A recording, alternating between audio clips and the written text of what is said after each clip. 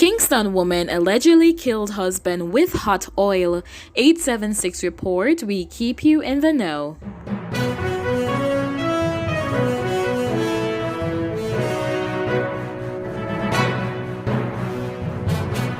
A 32-year-old woman has been arrested and charged with murder after she allegedly poured hot oil on her common-law husband during an altercation between the couple. She has been identified as Melissa Sinclair, a 32-year-old cashier of a Kingston address. Reports are that on May 14, Sinclair and her husband, a 38-year-old taxi operator, Orville Pitter, had a dispute during which she allegedly poured a pot of hot oil all over Pitter's body, causing severe burns. Reports are Pitter reportedly ran from the house and sought assistance to the University Hospital of the West Indies, where he was admitted in serious condition. He was later transported to the intensive care unit, where he died on Monday, May 25, 2020, about 12:30 p.m., according to police. The accused woman was taken into custody, where she reportedly gave the police a caution statement. She was also interviewed by the police and subsequently charged. Nanda Deen's father says COVID-19 put Jasmine's case on back burner. Richard Deen knows too well the pain that Lloyd Deen is currently experiencing. It has been 96 days since Lloyd's visually impaired daughter went missing, and despite numerous attempts to find her, she's yet to be located. Richard's daughter, Ananda Deen, 11 years old, went missing on September 17, 2008. Everyone knows that I've been through it before, and honestly, I wouldn't want to be in the same position as Mr. Deen right now. Her case is being put on the back burner now, and if 1 and 2 persons don't post about it, it's like you're not hearing anything about her, Richard said. Jasmine, 22 years old, a visually impaired student of the University of West Indies, UWI-Mona, has been missing since Thursday, February 27.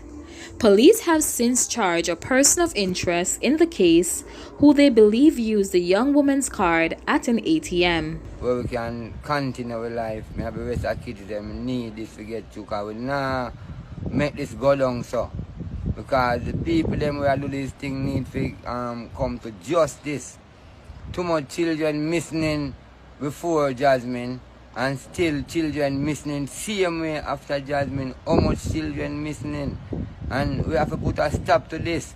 Because the people them who do this thing them they right around with them and not strange and not dopey do it. It's not dopey do it. Too much of we in the country where I deal with truth and rights, where we can stand up and get rid of this thing. And we can't make them things take over the country. How we are going to manage? Every day a next person child missing. And nobody don't know where them is or where them going. We can't tolerate them things. Because Paul Bogle them never fight and left we so. Paul Bogle never fight the fight. Like a joke fight my hero them did fight then. See me? Because we're supposed to carry on the thing. Supposed to look for one another. Supposed to take care of one another. My wife dead how long now? 13 years left with the 4 youth them, you know, 3 girls and 1 boy, you know. Me not go away from them. We stand up with them, you know. We stand up with them and say we don't nothing, you know. And this is one of my life, me take everything for try send her go college. Because when me hear say she want to go college, me ask her when me will get money. But when me look on the whole thing, you can't question the thing, you have to try go at the thing all the while. See there how long she missing 2 months now and add. And I'll know anything, you know, come up, we will live with it. Because it's hurtful, we can't live without her, we can't continue this. And we don't know what happened to her now. It can't be like that, in the public it happened. Somebody must see, you know, what happened, can come out and tell we. Richard feels that the coronavirus has caused the authorities to shift focus from things that they would normally be doing, and sadly, finding Jasmine Deen has been one of them.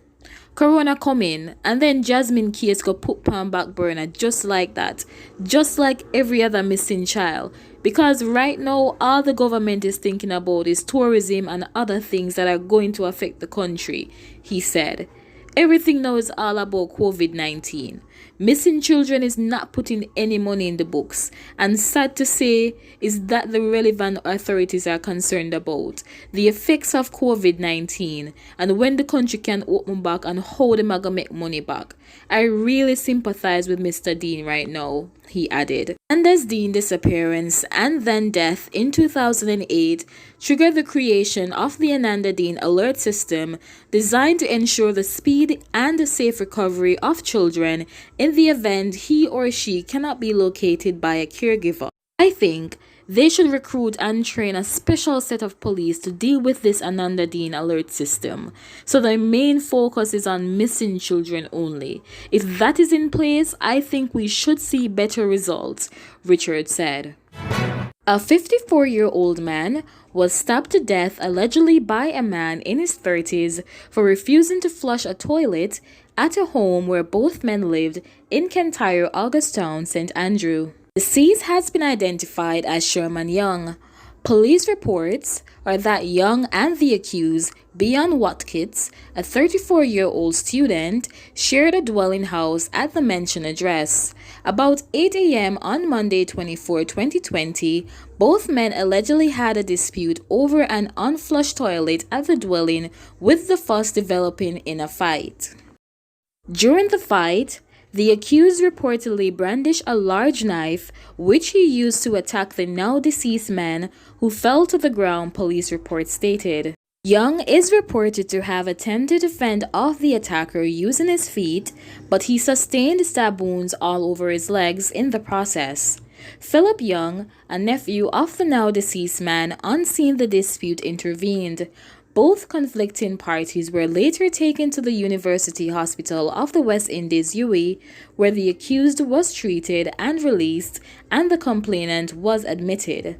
On May 26, 2020, at about 8:52 a.m., the complainant succumbed to his injuries. Watkins was charged following a question and answer session in the presence of his attorney. It has been a few days since Susan Bogle, a disabled woman, was shot and killed in her Augustown St. Andrew home. The wounds are still fresh and looks of disappointment are stamped all over her neighbors' faces.